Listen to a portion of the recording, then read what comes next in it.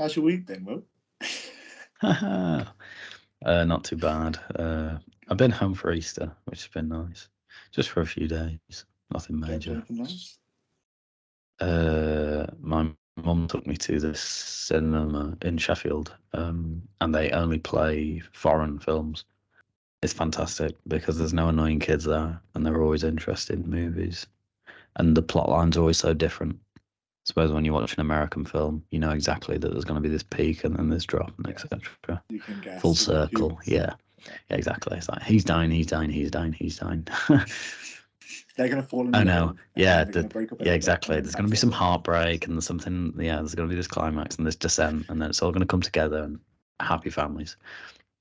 Whereas with these foreign films, they don't follow routine or course, and so it's really interesting because you have no idea what's going to occur.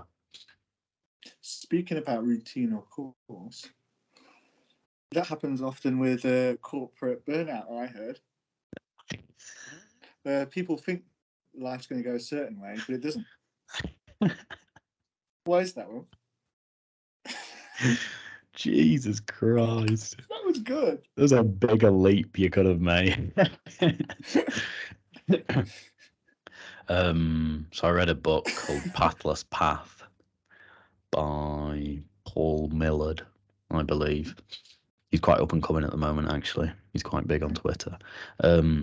Anyway, he went through sort of this corporate burnout, but it was initially like as soon as he got out of uni, he was like, oh no, immediately, this is not where I want to be. And it's sort of, this pathless path is sort of on about that he didn't take the journey that you were supposed to in order to completely avoid this burnout. Right. So he was like, look, I know this is going to occur. I know I'm going to get in this rut. I know something's going to happen that I'm not the fan, I'm not keen on. And so he was just like, let's look for this path that I'd actually want to take rather than falling into this rut in somewhere I not necessarily want to be in the first place.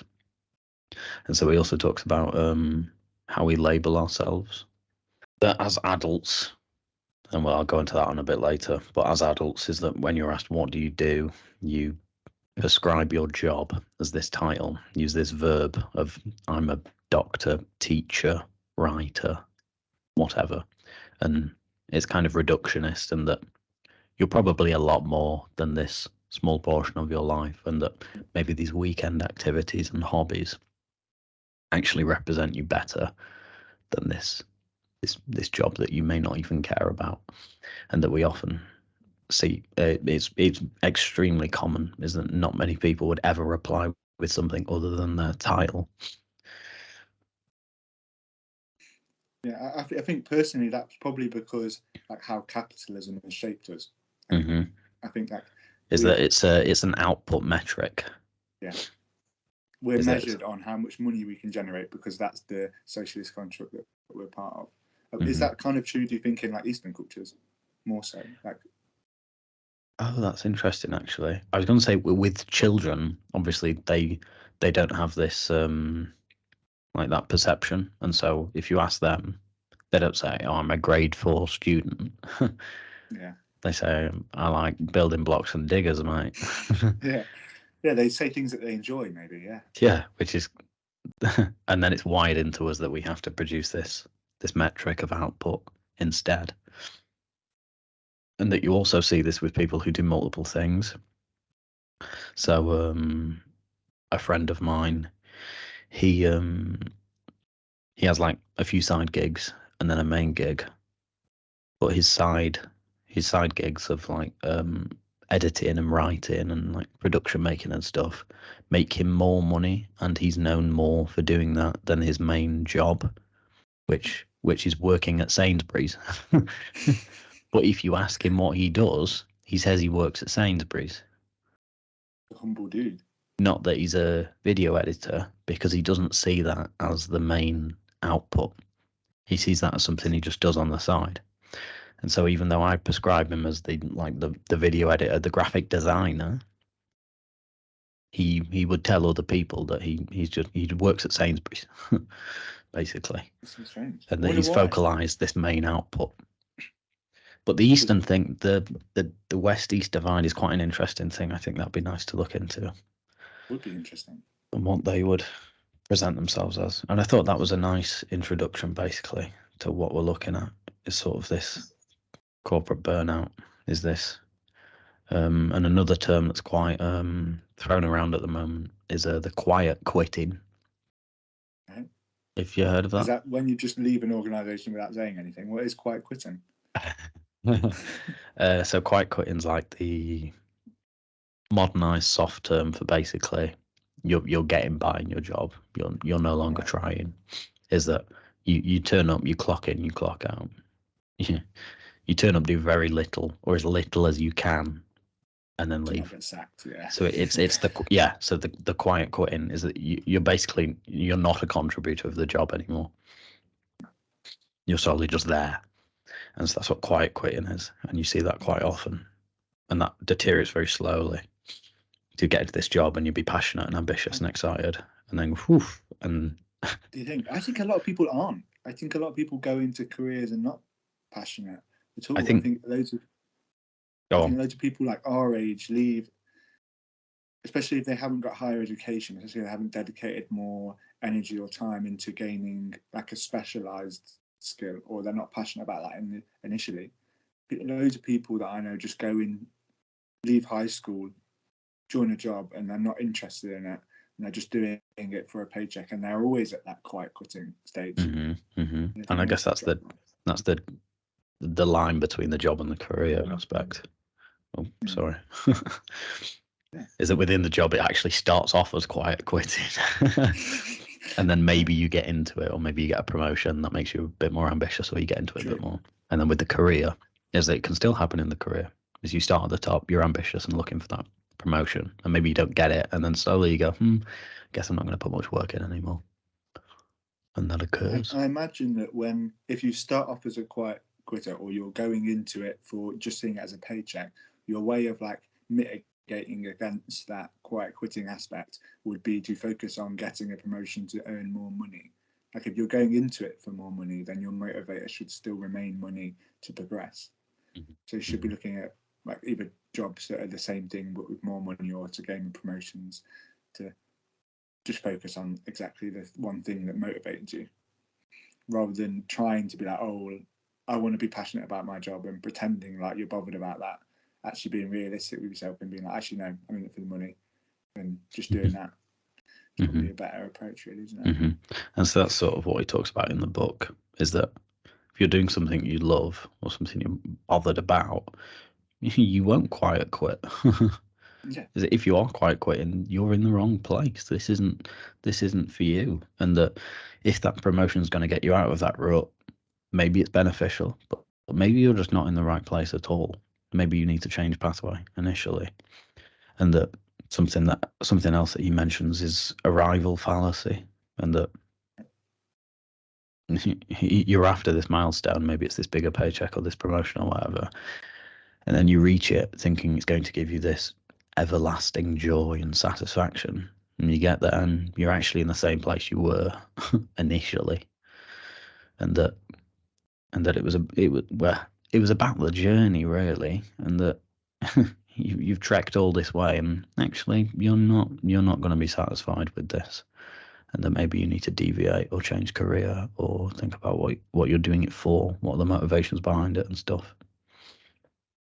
I imagine that's why so many people change careers so often. It's crazy, isn't it? It's like 5-point-something careers that people have in a lifetime to try and find that one thing that they are passionate about. And and how many attempts does it take? Probably most people don't even find that, which is why it's so fortunate when you do. I think when you do find that one thing that you're passionate about. It's quite fortunate. I wondered if you had any input on monetizing your passions, whether you thought much to it, whether it was actually sort of negative, or whether you thought that was the pathway, that's the right idea. I think it becomes, for a lot of people, it becomes a negative thing. I think work and careers bring a lot of stress, which might be the reason why your friend tries to distance himself with that being his number one thing, because he wants to relieve stress. So if he associates himself with a Sainsbury's worker, he's still just doing other things for fun. Whereas if he says, yeah, I'm a And then maybe you won't enjoy it as much. Yeah. Exactly. Whereas, like, I found like a lot of people that I know that have gone into sports and things that loved sports, and then that's their career now, and they completely fall out of love with it because of the pressure and anxiety. And that's a very maybe extreme example because of this pressure on athletes is immense, and it's very outcome driven. You can't quite quit as an athlete at all. You're just kicked off. But so I think it is dangerous. But I think if you can get the right balance, it's beautiful. And it is about balance, and it's about understanding boundaries and being like, okay, well, if I do feel like it's becoming no longer a passion, mix it up. You're okay to have different careers, different avenues, and having different passions is also an asset. I think that maybe in your friend's example, that he finds that mixing video editing with script writing allows him to bounce between the two without feeling pressure at being good at just one. Having multiple facets to your life allows you to be more creative, more flexible with your time and energy. Yeah, because I've seen both ends really. It's quite difficult to differentiate, because the trope that if you monetize a passion, that it's either the best thing ever or you will become to hate the passion, basically. And my friend was a streamer who did play like video games.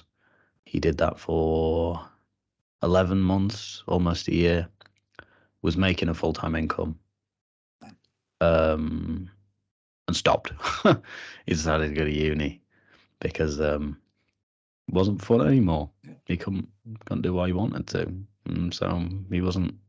He just jacked it in, basically. He was on a full-time income. There was no reason for him to do anything else, and he jacked it in because it wasn't fun anymore. He was having to play video games for the same one for like 9 hours a day or whatever, and it was like to get enough footage to make it out there. Yeah. He has to change his reactions to make it more. Yeah, like, it's that he has to be a persona and not just play video games in the front room or whatever. Yeah. In silence in the dark. So that'd be funny and stuff. What?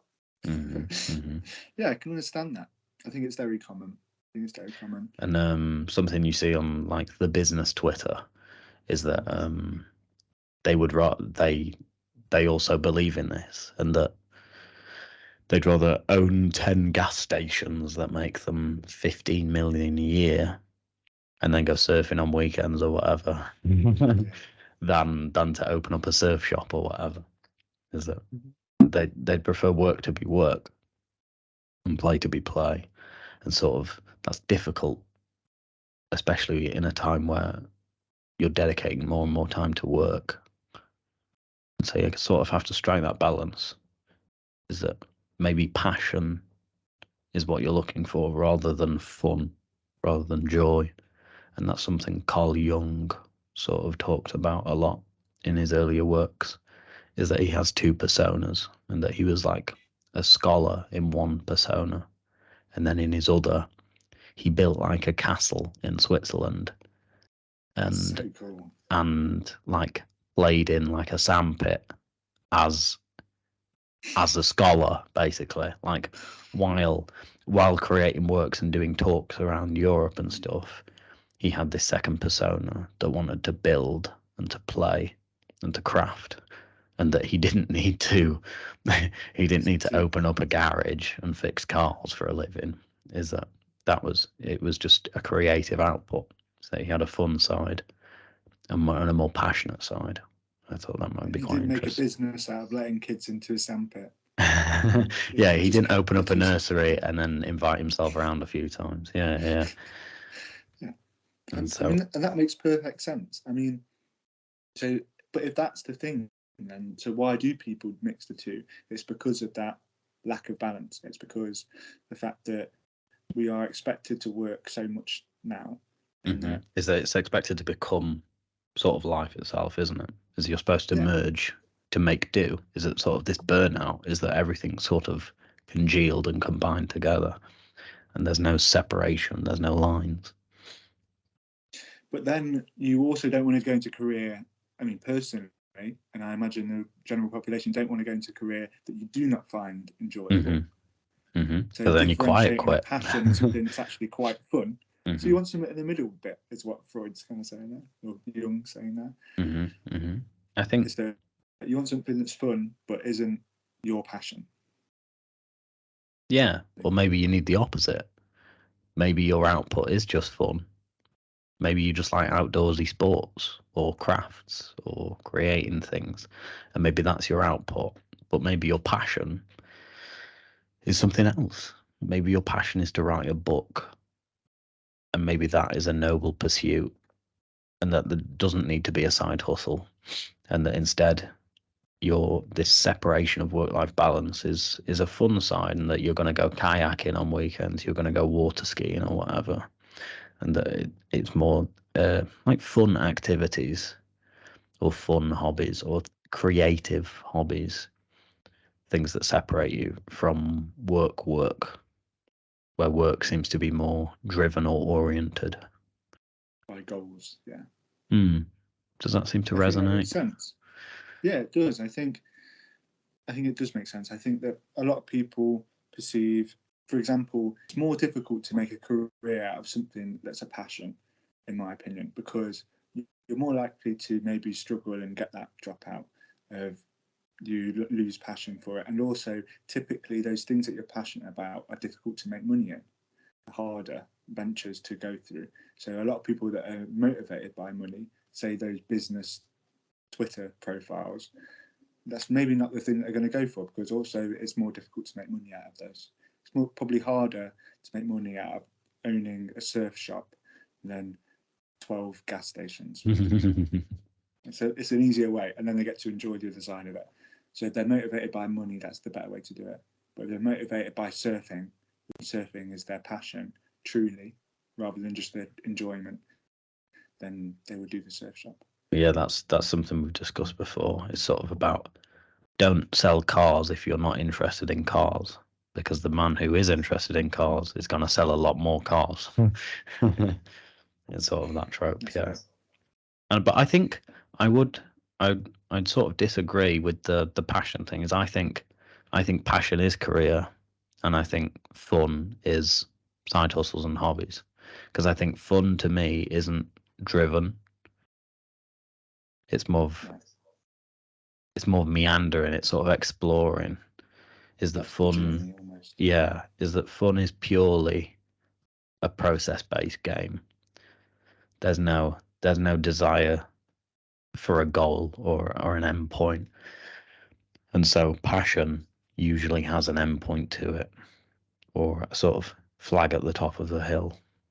I agree, and that's why I think that the mix-up happens, is when people want to make the fun things their career. Yeah, and I think is that, or they expect work to be fun. Yeah. And maybe it shouldn't be. Maybe it should be difficult, but you're passionate to get towards that thing. I agree. And difficult things are fun for a lot of people. Yeah. If you see it as a process, as a journey. Yeah, sort of subliminally. Yeah. It's like when I'm in the zone writing for assessments or something, sort of look back and go, oh, that was kind of fun actually. Yeah. But I wouldn't inherently go, fun exercise, let's write 500 words over 2 hours. Yeah. But I mean, the dopamine hit that I get out of looking back at a really good essay that I've written, or a paragraph or a sentence. I sometimes can't believe I've written it. Yeah. I was like, who was this guy?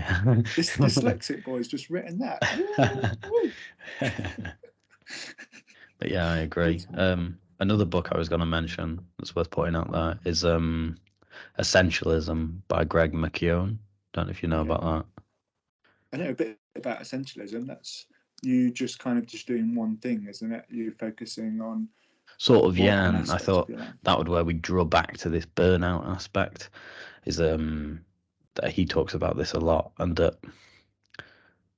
if you're facing burnout in this passionate career, so we've established that you want it to be a passion, not this fun thing or this thing that you'd prefer to be a hobby or that you do for joy. So once you've found this passion or this career, sort of maintaining that and not getting this burnout, because burnout can still occur Like, I get burnt out at uni, but I love it. It's great. Yeah. I quite enjoy writing. I quite enjoy doing research and assessments and stuff. But you get burnt out. And so Greg McKeown's book on essentialism talks about this quite a lot, as well as in personal life. And he talks about the power of saying no, basically. And that you don't need to take all these things on your plate, basically. If someone at work says, "Oh, could you do this for me? Oh, hang on a sec. Could you get could you chase this up? Oh, could you do?" And that you can say no. Initially it will be a shock that you're not readily taking on everything that they throw at you, but saying no is sort of this superpower of that. No, you don't need to do this. Do focus on your workload, basically. And it's sort of a trope that he talks about a lot throughout the book, and that goes with anything from coffee meetups. Don't feel pressured into taking everything on out of sort of almost kindness, but it's not really, is it? Yeah, I mean that's a great way if you were like experiencing that quiet quitting or something to try and mitigate it. Yeah, like, and to okay, am I to assess the load? Too much? Yeah. Is that you might just take things on for the sake of taking things on. Yeah. Maybe you can do a better job with less. Yeah. I remember reading it was about this clinical psychologist who then went into corporate work, and he worked within HR organizations. His main job was creating like job descriptions. And I remember reading that and I was like, the clinical psychologist is doing job descriptions. Mm-hmm. But he was literally just looking at that as in how he can restructure like your job description and what you're expected to do within your role to make it clearly outlined, to make sure that people are only doing the jobs that they need to do, and yet all the jobs are accounted for within an organization, to increase accountability and to stop burnout. And it was hugely effective. He was this Australian guy, and he worked within loads of different sports institutes, but within the background of it. And it was hugely effective, and it did exactly that. They encourage people to say no to things.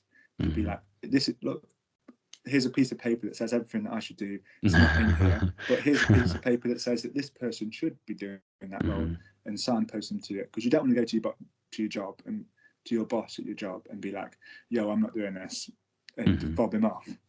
You want to go, "Sorry, this isn't quite what I'm responsible for, but you should probably go and talk to this person, because otherwise you're going to get sacked." Yeah. And that it doesn't even have to be sort of this beyond your purview sort of thing. It doesn't even have to be, "Oh, this is beyond my scope of role" or anything, because you can say yes to stuff like that if it's going to project or futurize your career or anything. But it's sort of this giving permission to yourself that you don't have to do everything. Yeah. It's not your duty to take everything on. And so this is incorporating things outside of work as well, so that you don't have to say yes to everyone. Yeah.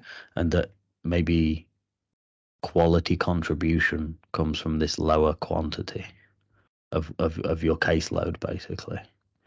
I agree. But it's about giving yourself opportunities to make that conversation easier, in my mind.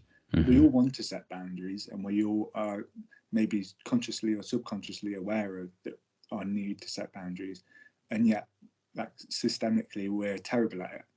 And why is that? Because we're never given, we have the desire to please, etc., or like it's a learned behavior that's never modeled to us. So it's about increasing our accessibility to easily have those conversations, and that's an easy way of doing it, to hold a piece of paper and be like, "Yo, it's not my responsibility." Although like a lot of time, say yes, because that's going to get you that promotion if you end up wanting it, or etc., or build rapport with your team. Yeah, so it's still be selective. Yeah, it's not reduce yourself to very little. It's basically pick what you want, eliminate non-essentials, sort of vital few from trivial many. Okay.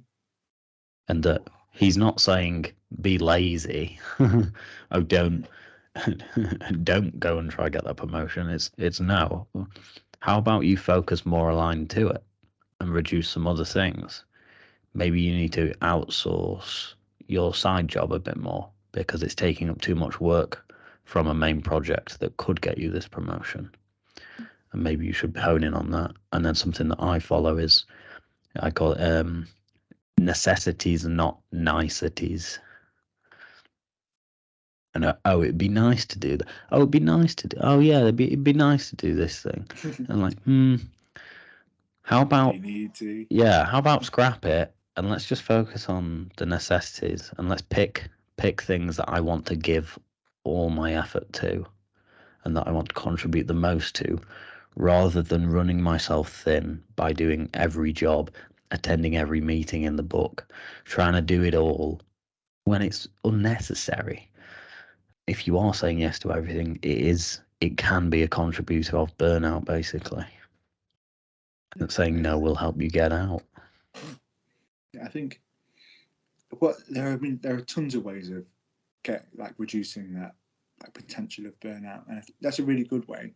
And I think another way that we've kind of introduced it some of our jobs is include, like you were talking earlier in a different conversation that we've had about like social interaction, the need of social support, and how currently within workplace that's kind of like falling, especially through COVID and things. Like businesses have become remote, like a lot of small businesses are struggling.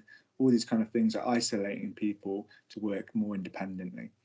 And with businesses that I've worked with that have tried to incorporate more social interaction between staff members, they have massive uptake in their effectiveness. What's the word? Productivity, that's the word I'm looking for.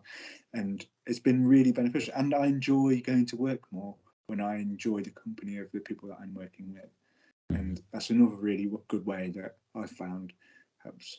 I agree in that you should focus on the tasks that need to be done, and then as write them down. You don't need to scrap them.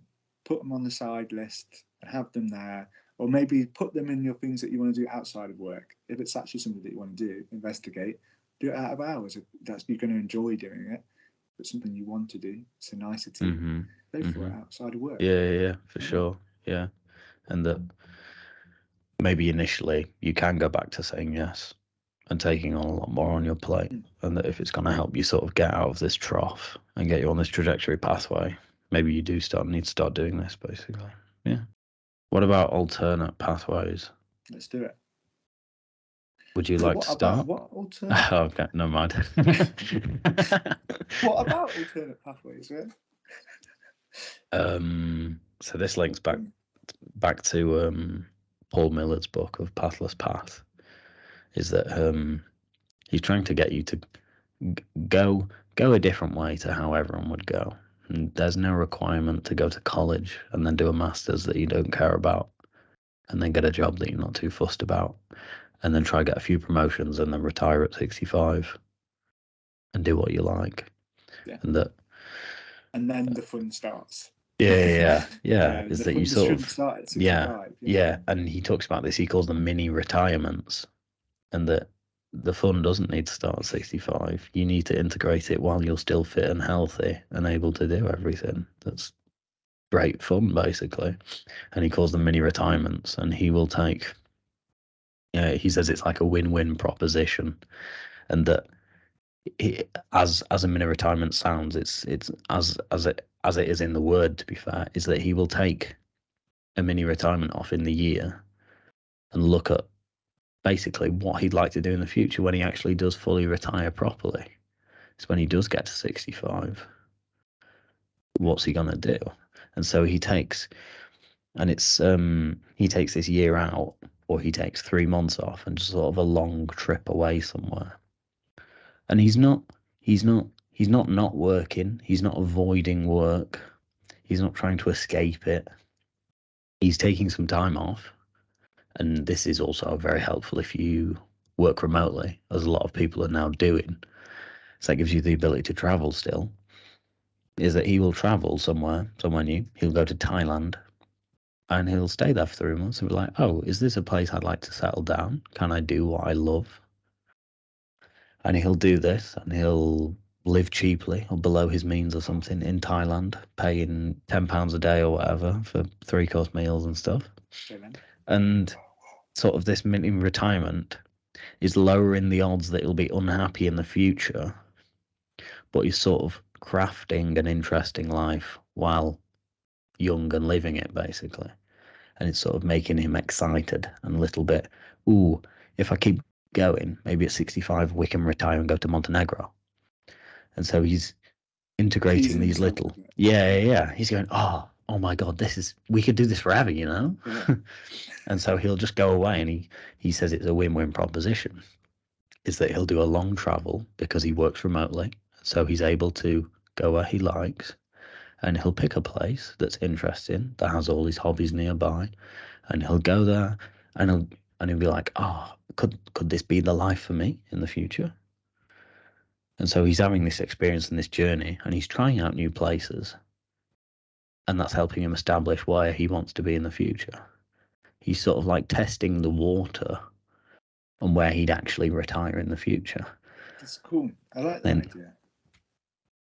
Yeah. And that you're sort of testing different circumstances and to see, would I actually stay here? Is it worth doubling down? And like, okay, let's emigrate to Thailand. Let's do it. It's safe, it's cheap. Yeah. Because you know I can work you've lived there remotely. for 3 months when it's been okay. Yeah. And so it really is this sort of like mini retirement. He's testing the waters and go, shall I double down here, or shall I change direction and go somewhere else? Is this not for me? Is it too slow paced? Am I just on a beach and I don't like this lifestyle? Is that I'm just on a beach with my laptop forever, indefinitely? Is that okay? Maybe I need to be more into the city or something.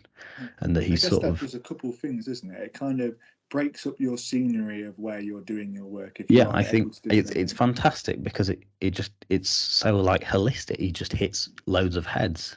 Yeah. He's trying somewhere new. He's seeing if it would be capable to work there as well, seeing if that lifestyle would match him, and seeing if he'd like to retire there or bring up a family and a home there in the future. Okay. And I think there are some restrict parameters. Obviously, if you work very busily in person, this is going to be a lot harder, and that you won't be able to just take 3 months so readily. But if you are remote, this is extremely accessible. But he also talks about if it's not remote, you can consider these things in principle as well, and that you can actually live on a lot less than you realize, and that you sort of creep your lifestyle, which is sort of a 2000s 90s finance thing, sort of that as you earn more you spend more, expenditures go up. And you sort of always seem to have the same amount of money left over. Is that you live paycheck to paycheck, even though you've had 6 pay rises in the last 10 years, but you're still living paycheck to paycheck. Yes. And so he talks about that, about creeping your lifestyle. That's just like the materialisticness in us, isn't it? Really? And he talks about how that, within corporate burnout as well, and that these people who are living in New York or whatever, corporate lawyers and stuff, are they don't realize what they're spending. They're in New York as a corporate lawyer, but their rent is $4,000 a month. And then he went to Thailand, and it was like $150 a month, and it had a spa and a gym. Well, he's like, okay, lawyer work remotely and just live in Thailand. and so he talks about about establishing, okay, maybe you don't need to be there. Maybe you could outsource. Maybe you could set it up so that you work remotely. Maybe you could open your own franchise. Maybe you could take independent clients on privately. Maybe while working corporately, you could build this portfolio and slowly integrate into someone who works remotely. And so he talks about how this and sort of optimizing it, and that if you're not at this point yet, which is sort of a luxury, but you can transfer quite readily, so that it doesn't require loads of money. It just requires you to sort of step back and look at what you have. Yeah, I agree. I think it takes creativity to think of a plan where you can achieve your goals, and that's the kind of thing that you want. I think you can probably think of a way to do it in most things that isn't like you're a tradesman that has no savings, but then the example is to get savings and start and employ somebody to become a tradesman, etc., etc. But I like that principle. I think there are some people that want to live just chilling out, paycheck to paycheck, and are happy with that, and are content with the slowness of that kind of lifestyle, especially when you get families involved in things and you can't particularly go and do those things, and you have, like, life has a way of throwing spanners in the way of that kind of what we want, and then work becomes almost an escape for a lot of people. If life's stressful as well as work stressful, how can you get either one in shape? You have no, like, release almost, and that's where, like, all the other things that looking after yourself at work and at home come into massively into. I don't know if he talks about that in the book at all, like looking after your wellness at work in general. I actually think something that he mentions early on in the book is that he got really sick, and that was sort of his waking point, is that he was still being paid while being sick. And he's like, oh, so all of that work I've been doing, all of this burnout I've been experiencing, working 80 hours a week, chasing people up, being everywhere at once. It's like, I'm sick and they're still but I'm doing nothing right now. I'm ill. It's like, hang on a second. Did I need to be doing all this in the first place? Yeah, if you organised a way of spreading it out a little bit more, maybe even if that's taking a bit of a pay cut or spreading out your hours, then you can not get sick and still be earning. And then I know that was slightly different to what you were asking, but it reminded me of the point. But also to draw back to that, something that I have written down, like on the front of my computer, something that I see every day basically, is like sort of my pillars of this sort of compartmentalization that you're on about, is the family and friends, career, educational goals, plans outside of work, and then like attention to mental and physical health. So they're like my 5 basically.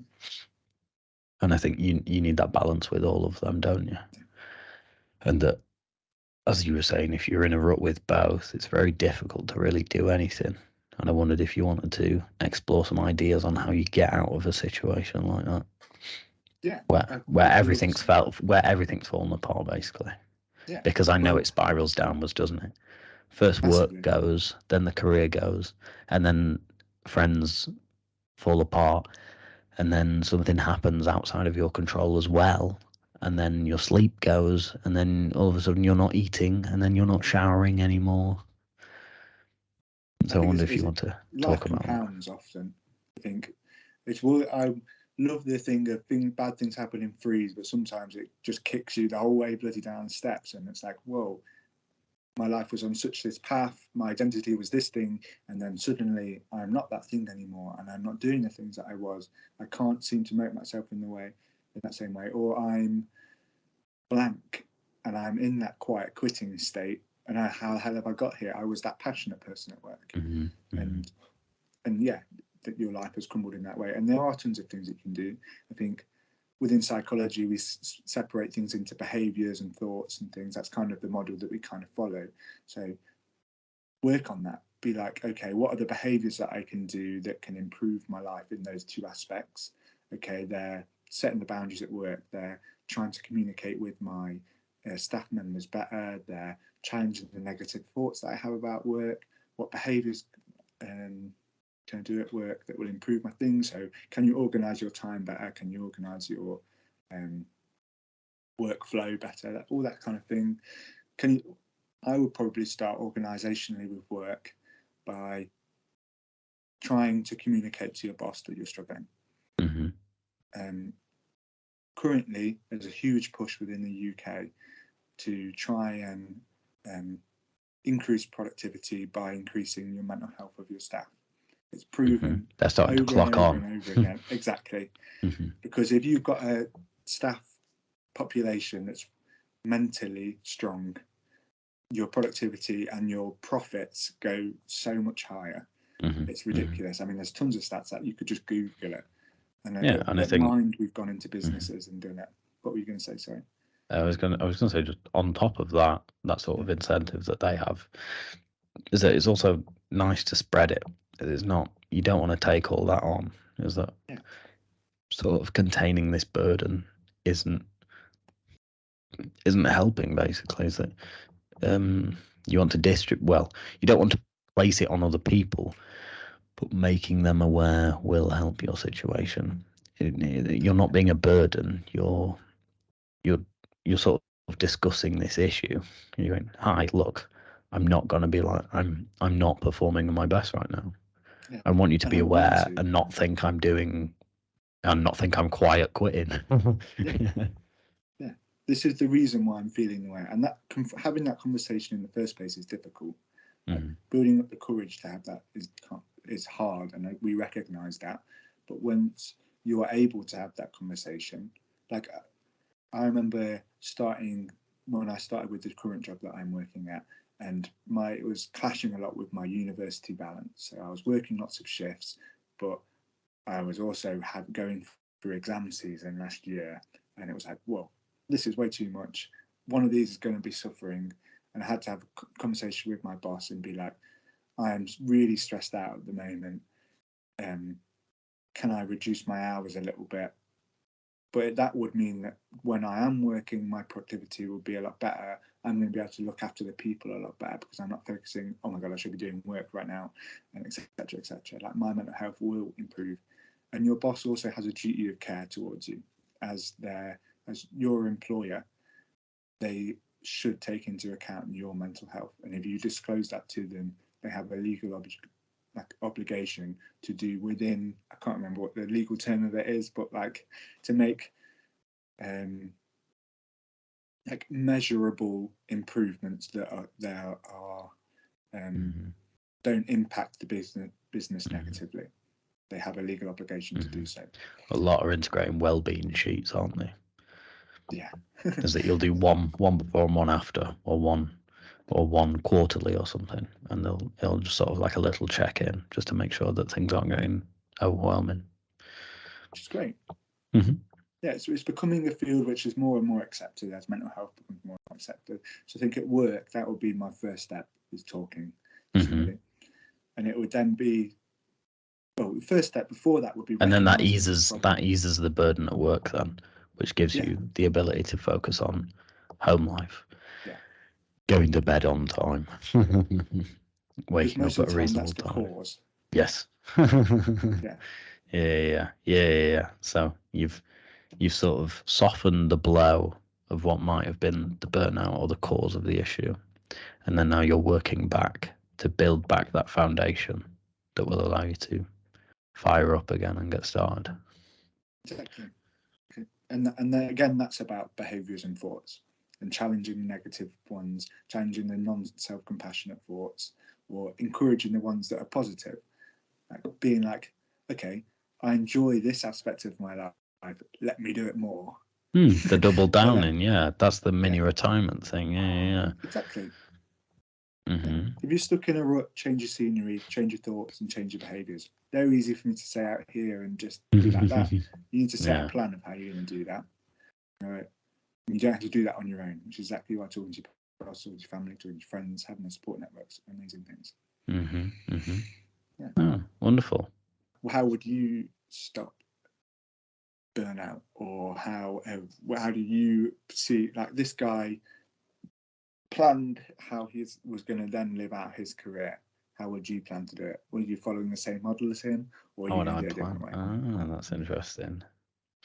Have you got one? I sort of use tropes of his mini retirement thing. Yeah. Is that I sort of play the field and then assess.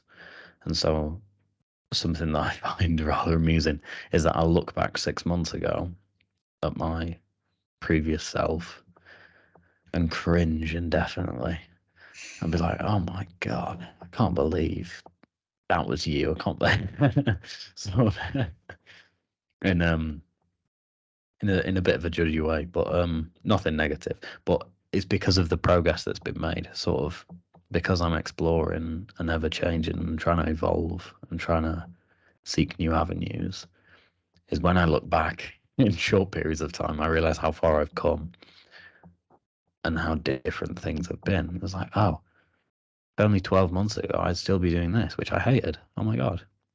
Oh, if I hadn't have watched that 2-minute short on YouTube or that 30-second TikTok that said, go traveling, then, oh my God, I'd have never have gone to here and here.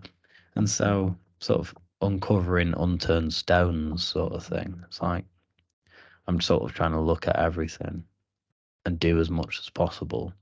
And that sort of lays out my map, basically. And that's something that's sort of also a biblical aspect or trope with the King Arthur stories, is that the Holy Grail isn't really a tangible thing. It was just that it was this sacred thing that you were supposed to look for or find. And that asset was actually just for you to look and discover an adventure on your own. And that there was no Holy Grail. The Holy Grail is you and finding you, to know thyself. That's quite often mentioned in Stoicism and biblical literature, is know thyself. And sort of through exploration, you learn that and you find new things. And that's sort of what I'm trying to do, basically. And that's mapping out my future, I guess. And that sort of what I've learned so far is that I want to work very little. To an extent. As much as possible. Work as little as possible and do as much. Yeah, to an extent. But I noticed that I'm interested in writing, and that I didn't know I was interested in that initially. So that's something that I've sort of discovered, is that I was always the maths guy, not the English guy. There seems to be a subset of people, sort of a tangent this, but there seems to be a subset of people. You're either good at English or you're good at maths. Well, I was initially good at maths, but then I started to realise, oh, hang on a sec. I'm actually really interested in like writing and reading and stuff, and so I've sort of gone down a more research-oriented decision, and I'd like that to be a part of my life in the future, basically. And that's something I'd be able to do remotely. And it'd be something I'd be interested in, is conducting and writing research, and that I'd work flexibly and maybe have a caseload of people for psychotherapy. 3 days a week. Cool. Yeah, 3 days a week doing that, and then some research that spans over 6 months at a time or something. How about you? I think mine's fairly similar. I think I have maybe less. I mean, that sounds really amazing, and like in an ideal world, I'd love all that. But like, I struggle to be like, yeah, I'm going to go and see the world and all these things, blah, blah, blah. I think I'm a little more like, there are a couple places in the world that I want to go see. There are a couple that I really want to go and see and explore properly that fascinate me. But I'm not bothered about seeing the world. I'm not bothered about seeing every experience or being like, blah, whoa, and go explore for a prolonged period of time. I think there's loads of stuff that I really want to get done, and there's loads of stuff that I want to get done here, and I can sit at my desk and feel fulfilled for hours just finding stuff out and trying to make a difference here. There's enough for us to do, enough for me to do, to keep me happy without moving anywhere. And that's kind of where I'm at now. But I feel like maybe that's where I haven't turned over enough stones to maybe find those other things that I'm passionate about. Yeah, maybe there's a gem in the south of France. Exactly. Where you could do everything you wanted to do, but it's in Monaco. Yeah, exactly. But I'm leaving beautiful Burton. Yeah, I think, but there are a couple of things that I have realised that really help me to motivate myself, and more specifically to stop that burnout of my process currently. In that, like, my plan for my life is fairly similar to yours, in that private practice and research, pretty similar. But I know that I will want recognition or positive feedback for my work, and I will crave that as a goal. I will also want the labels of it. I want to be a clinical psychologist, and I will aspire to do that, and that will be that. I know that you mentioned earlier about that being a problem, and that you search for something, then you get it and you don't, but I'm also enjoying the journey. which Yeah. I think is So that's healthy. Yeah. so that's healthy. Have the cake and eat it too. Yeah. Yeah, and then the flexibility, I think, is really important to me, to be able to flick between facets and things that I enjoy. Yeah, flexibility has always been the main thing for me. It didn't matter what, flexibility was always the key. I agree. And the last one, I think, was trying to work on my like temperament of burnout. Like, I think when I first started university, I would feel burnt out, and I would be like, "Whoa, I'm so burnt out. I can't do anything. Yeah. God, I've worked so hard." Mm-hmm. Yeah, and now I'm like, well, I'm burnt out again. Oh no, it's happened again. I actually have something for that. I picked something up on that recently. I'm just gonna flick through. Yeah, show me. About the theory of burnout, that perception and how it expands, and that you don't know where your burnout really is, but then when you hit it, next time you can actually do a little bit more. And it works as a muscle sort of thing.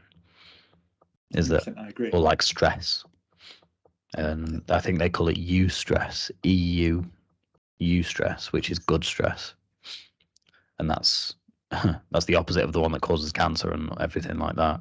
Is it sort of the optimal amount of stress that actually it reaps like a benefit, basically, because you can push a little bit more next time.